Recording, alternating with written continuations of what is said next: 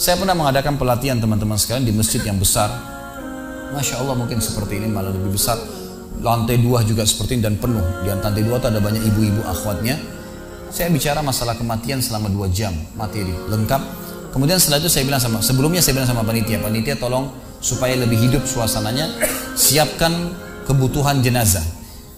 Meja, kain kafan, sama menyan-menyannya semua. Kemudian di sebelah masjid buatin liang lahat. Baik Ustaz, dibuatlah.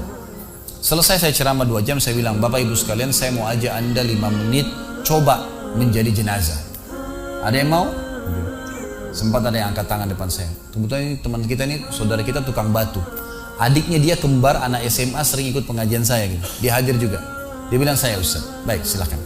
Pak, saya minta tolong satu hal ya. Kalau Bapak naik nanti di atas meja ini, dibungkus dengan kain kafan oleh panitia, tutup mata Anda dan bayangkan Anda sudah mati dan dengarkan apa yang saya ucapkan. Baik Ustaz, baik.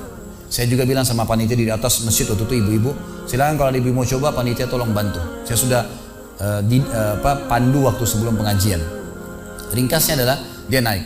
Subhanallah, begitu dia naik, Bapak Ibu sekalian, orang ini naik di atas meja, begitu tutup matanya dan ditempelin kain kafan di pipinya. Ini kain kafan asli kita beli. Ditempel di pipinya, langsung dia nangis. Nangis dia, terisak-isak. Lalu kemudian panitia taruh tangannya di dadanya, harus dibungkus gitu kan. Lalu saya bilang, Pak, coba renungin sekarang Anda sudah mati dan hiruk-pikuk di masjid ini ada orang nangis. Kebetulan adiknya dia yang kembar ini murid saya duduk di sebelah kiri kanannya dan membayangkan benar kakaknya meninggal. Mereka betul-betul menangis gitu.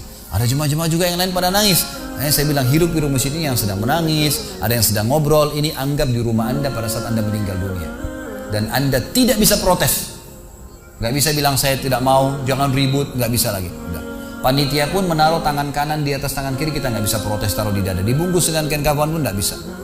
Baik, Pak, bayangkan semua peluang amal saleh yang semestinya Anda bisa kerjakan, sholat malam, sedekah bakti dengan orang tua, baca Quran, sholat berjamaah, yang Anda sia-siakan dan Anda menyesal kenapa tidak kerjakan sekarang.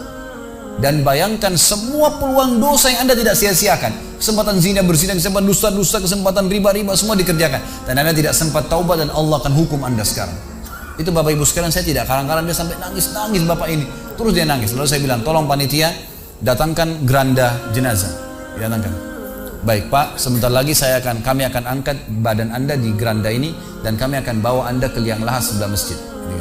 Diangkatlah dia. Saya bilang, Pak, renungin, resapi tubuh Anda kesentuh dengan geranda ini. Gitu kan. Ditutuplah lalu dipikul. Lalu saya pandu pakai mic, saya bilang, Pak, inilah detik-detik terakhir Anda bersama kami.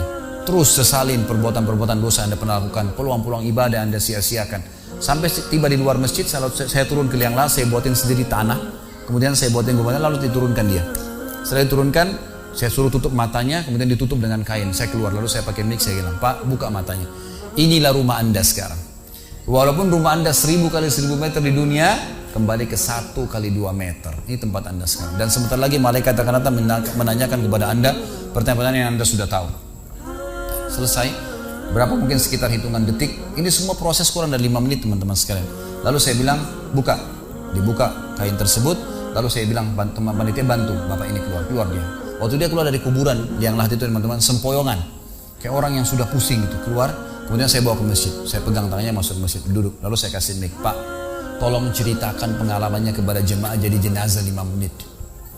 Itu dia pegang mic, gemetaran. Ustaz, saya tobat, saya durhaka sama orang tua, saya nggak sholat, saya begini.